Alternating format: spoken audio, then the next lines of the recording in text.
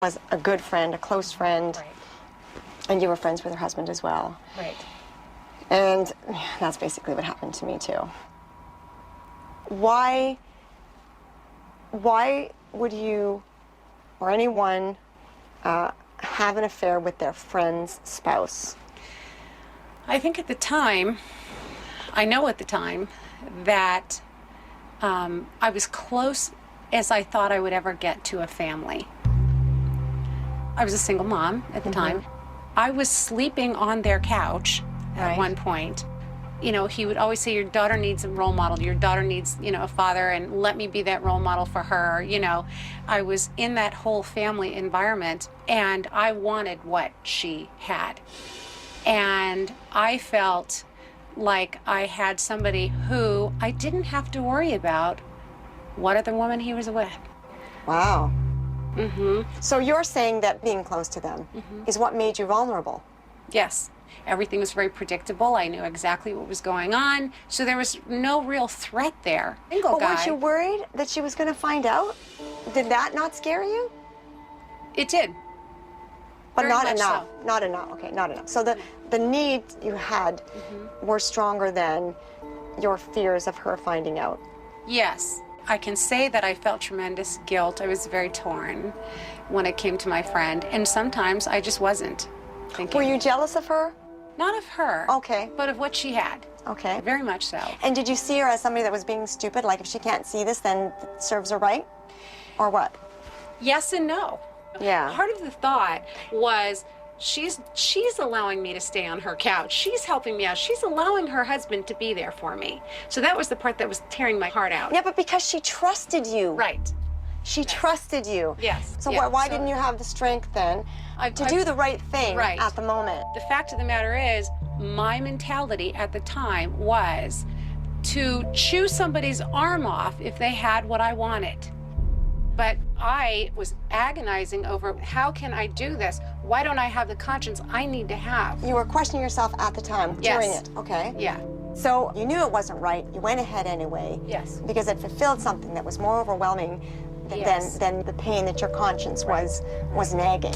And remember, at the other you. person is got what you want. So, you know, it's hard to think of, gosh, what are they going to feel?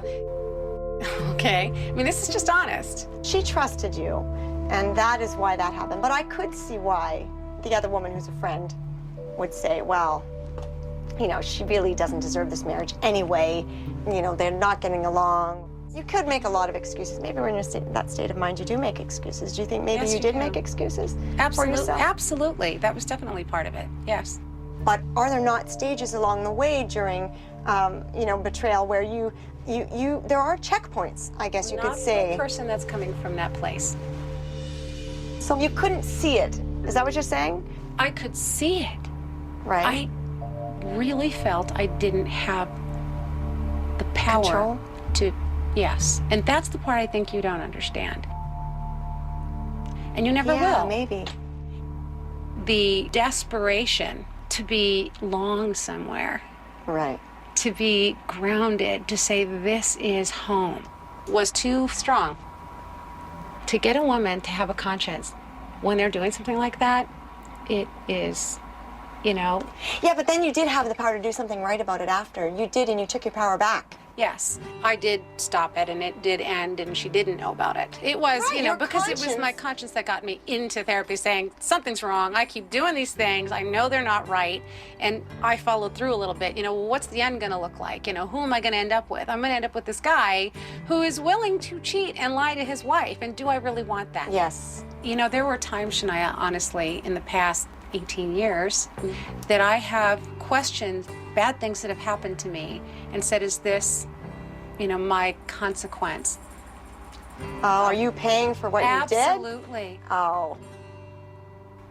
I understand that. I can say that I understand that. Oh, you know, that was a powerful conversation with Anita, because I just became more understanding of the whole thing in general, and realizing that, you know what, we all do, you know, things we regret, and nobody's above that. Thank you again. You look at Anita and all the work that she's done to get to where she is. Not everybody is willing to do that work. So not everybody that hurts others is going to bother going through that. And you can't wait around for it. That was great! Yeah, I mean, this was incredibly invaluable. I really respect anyone like that. That is all you can ever ask for from somebody. You know, it's like, I accept that people make mistakes. Of course they make mistakes. I make mistakes all the time. I recognize that. You know, what's more important is coming to terms with the mistake and making it right. And so I respect her for that. And then, of course, for myself, understanding and accepting that I may never get that from, you know, Marianne. And that's it. I gotta just carry on expecting that will never happen.